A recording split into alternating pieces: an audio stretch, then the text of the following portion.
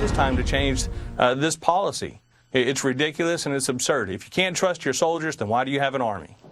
Well, renewed criticism this morning of military gun-free zones. That's been the law since 1992, but after the deadly shooting rampage in Chattanooga, should it be? This picture is heartbreaking. The windows to the recruiting center shot up with a sign banning firearms. So were those Marines left sitting ducks, and should this policy be changed to make certain it doesn't happen again?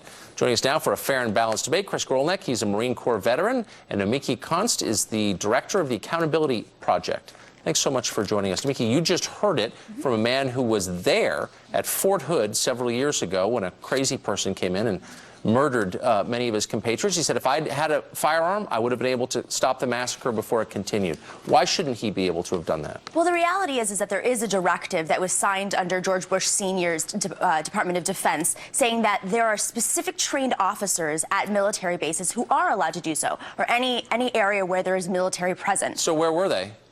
That's a good question, but the reality is there should be someone there, and they're not always protecting you. I mean, just last year, there was a shooting on a base, and the first person to be shot was that trained professional. This is not something that's been proven to be more effective at defending people, and in fact, most military personnel, experts in this, have said that by making gun-free zones, you're just opening up the opportunity for massive shooting sprees, because 34% of the trained individuals are shooting effectively. So, I mean, Chris, you know, I'm not a veteran, but my understanding was that most soldiers and Marines were, by definition, trained to use firearms, correct? Maybe all of them, you would think?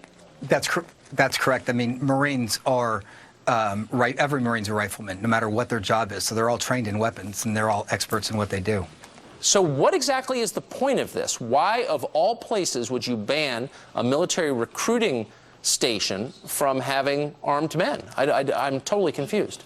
Well, they're not banning them entirely. Well, that's what we're saying. There is an exception to this rule for trained law enforcement military. That's not true. They're all trained. That's not true. No, there's actually there's a more specific type of training. Chris here served in the Marine Corps. Chris, your view.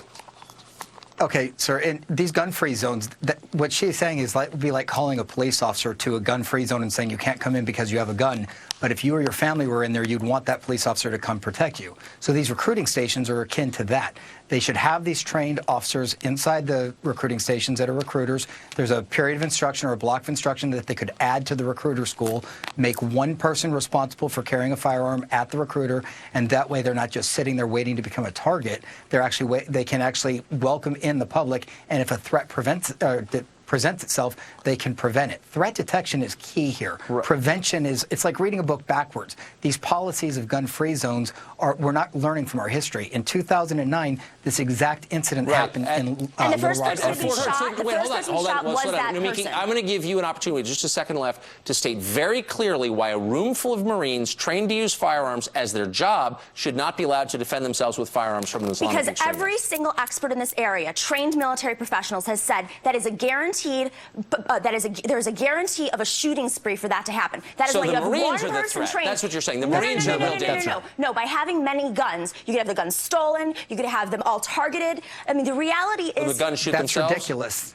No, it's true. This is just facts. Right. Then why is it that every military professional that's an expert in this issue disagrees with you? Okay. We are out of time, unfortunately. Great to see you both. Thanks for coming on for that debate. Thank you very much, Tucker. What if we told you you could save $3,000 a year